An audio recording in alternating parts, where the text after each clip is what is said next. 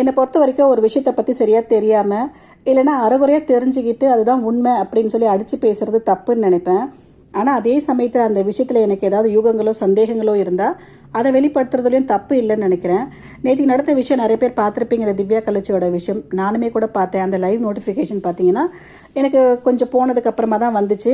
நானும் ஃபுல்லாக பார்த்து முடித்ததுக்கப்புறம் எனக்கு மனசில் வந்து ஒரு 2-3 தாட்ஸ் தான் வந்துச்சு. என்னென்னா, ஒன்று வந்து இது நல்ல இனிஷியேட்டிவ் தான், ஆனால் டிலேடு ஆக்ஷன் அப்படிங்கிற மாதிரி தோணுச்சு.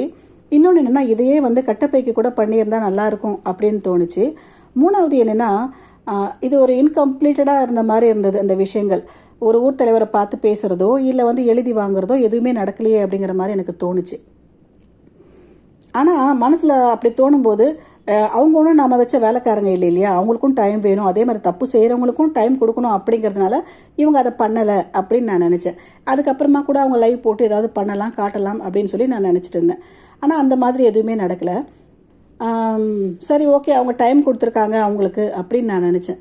அதுக்கப்புறம் நைட்டு டின்னர்லாம் முடிச்சதுக்கப்புறம், ஏன்னா நான் ஃபுல்லாக பார்க்கல அப்படிங்கிறதுனால மறுபடியும் ஒரு வாட்டி பார்க்கணும்னு நினச்சேன். அதுவும் இல்லாமல் இது வந்து ஒரு என்ன சொல்கிறது, ஒரு நல்ல விஷயம் நடந்த மாதிரி நான் நினச்சிட்டு இதை இன்னொரு வாட்டி பார்க்கணும்னு எனக்கு தோணுச்சு. ஸோ அதனால் நான் பார்த்தப்போ எனக்கு ஒரு சில விஷயங்கள் வந்து ஒரு சின்ன சந்தேகத்தை ஏற்படுத்துச்சு.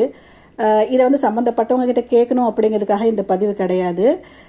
எனக்கு தோணுன, எனக்கு என் மனசில் ஏற்பட்ட சின்ன சின்ன சந்தேகங்கள் இதெல்லாம் வெளிப்படுத்தணும்னு நினச்சேன். அதுக்காக தான் இந்த பதிவு. அது என்னென்னா, ஆரம்பத்தில் அவங்க என்ட்ரி உள்ளே வரும்போது, அந்த வீட்டு வாசல்கிட்ட வரும்போது, இது அவங்களுக்கு ஏற்கனவே அந்த கார்த்திக் அப்படிங்கிறவனுக்கு இது ஏற்கனவே அவங்க வருவாங்க அப்படின்னு தெரிஞ்ச மாதிரி வாசல்லே பட்டு நம்ம பர்ஃபார்மன்ஸ் ஆரம்பித்த மாதிரி இருந்தது.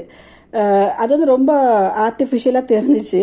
அதே மாதிரி அவன் த்ரூ அவுட் அந்த இதில் லைவில் பார்த்தீங்கன்னா ரொம்ப ஆர்டிஃபிஷியலாக பர்ஃபார்ம் பண்ணிக்கிட்டு இருந்தான், பயந்த மாதிரி. ஏன்னா அவனோட கேரக்டர் என்ன அப்படிங்கிறது எனக்கு நல்லாவே தெரியும்.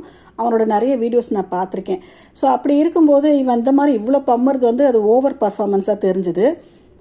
அதே மாதிரி வந்துட்டு அந்த கூட இருந்த அந்த சப்போர்ட்டிங் ஆர்டிஸ்ட்டும் கொஞ்சம் கூட ஒரு பயமே இல்லாமல், ஏன்னா ஒரு கிராமத்து நடுவில் ஒரு வீடை எடுத்துக்கிட்டு இந்த மாதிரியான ஒரு காரியத்தை பண்ணும்போது இது அக்கம் பக்கத்தில் இருக்கிறவங்களுக்கு தெரிஞ்சால் என்ன ஆகும் அப்படிங்கிற கொஞ்சம் கூட பயம் அவங்களுக்கு இருந்த மாதிரி தெரியல. அதே மாதிரி எப்பவும் போல் நம்ம அந்த திவ்யா பார்த்தீங்கன்னா ஓவர் பர்ஃபார்மன்ஸு அதுவும் பண்ணிகிட்டு இருந்துச்சு.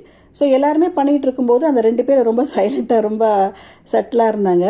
அதே மாதிரி இவ்வளோ சண்டை நடக்கும்போது அக்கம் பக்கத்துலேருந்து ஒருத்தரங்க கூட எட்டி பார்க்காம இருந்தது தான் இன்னுமே ஆச்சரியமாக இருந்தது.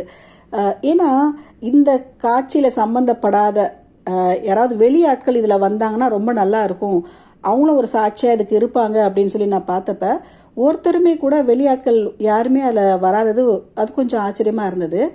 அதாவது இவ்வளோ சண்டைக்கும் யாரும் எட்டி பார்க்காம இருந்தது. அதுவும் இல்லாமல் ஒரு காவல்துறை அதிகாரி போகிறாரு அப்படின்னு சொன்னது காமிச்சதுமே கூட ஏன் அவர் எதுவுமே கேட்காம அவர் பாட்டும் திரும்பி போயிட்டுருக்காரு அப்படிங்கிற மாதிரியும் ஒரு சில விஷயங்கள் எனக்கு மனசில் தோணுச்சு.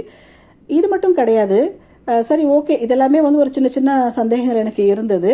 அது உண்மையா பொய்யா அப்படிங்கிறதும் எனக்கு கரெக்டாக தெரியாது. ஆனால் இதெல்லாம் பார்த்து முடிச்சதுக்கப்புறம் இந்த விஷயங்கள் நடந்ததுக்கப்புறம் திவ்யா கலச்சி என்ன பண்ணுறா இப்போ அப்படின்னு பார்க்கறதுக்காக அவளோட சேனலுக்கு போய் பார்த்தேன் நான். அப்போ எனக்கு மனசில் என்ன தோணுச்சா, இதே மாதிரி தானே நிறைய பேருக்கு தோணும். ஸோ இதுவே கூட அவளுக்கு ஒரு ப்ரமோஷன் மாதிரி ஆயிடுமே அப்படின்னு நான் நினச்சிக்கிட்டே போயிட்டு அவள் சேனலில் பார்த்தேன். நினச்ச மாதிரி அவள் வந்து என் வாழ்க்கை போச்சு, கார்த்திக் போயிட்டான் அப்படின்னு சொல்லி அழுது ஒரு வீடியோ போட்டுட்டு இருந்தா.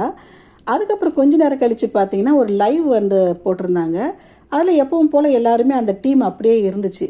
காலையில் பம்முன்னு அதே கார்த்திக் வந்து ரொம்ப ஒரு மாதிரி வில்லன் மாதிரி நின்றுக்கிட்டு அசால்ட்டாக அதே ட்ரெஸ்ஸோடு சிரிச்சுக்கிட்டு பாட்டு பாடிக்கிட்டு நக்கல் அடிச்சுக்கிட்டு இருந்தான்.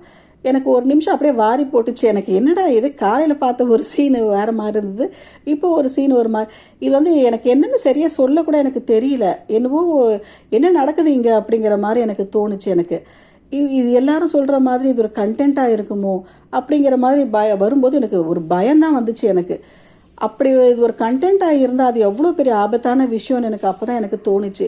ஏன்னா இந்த மாதிரி எல்லாருமே இதை ஒரு கண்டென்ட்டாக பண்ணுறாங்கன்னு சொல்லி அதையும் ஒரு கண்டென்ட் ஆக்குறது வந்து அவங்க மேலே நடவடிக்கை எடுக்கிறதையும் ஒரு கண்டென்ட்டாக ஆக்குனா அது எவ்வளோ ஒரு ஆபத்தான விஷயம்ன்றது எனக்கு ரொம்ப ஒரு அதிர்ச்சியாக இருந்தது. அப்படி இருக்கக்கூடாதுன்னு தான் இன்னைக்கு வரைக்கும் நான் நினைக்கிறேன். ஆனால் எனக்கு சில சந்தேகங்கள் இருக்குது அப்படிங்கிறதையும் சொல்லணும்னு எனக்கு தோணுச்சு. இதுக்கான விளக்கங்கள் அடுத்தடுத்த வீடியோவில் நமக்கு கிடைக்கும், எனக்கு கிடைக்கும் அப்படின்னு நான் நம்புகிறேன். பார்க்கலாம்.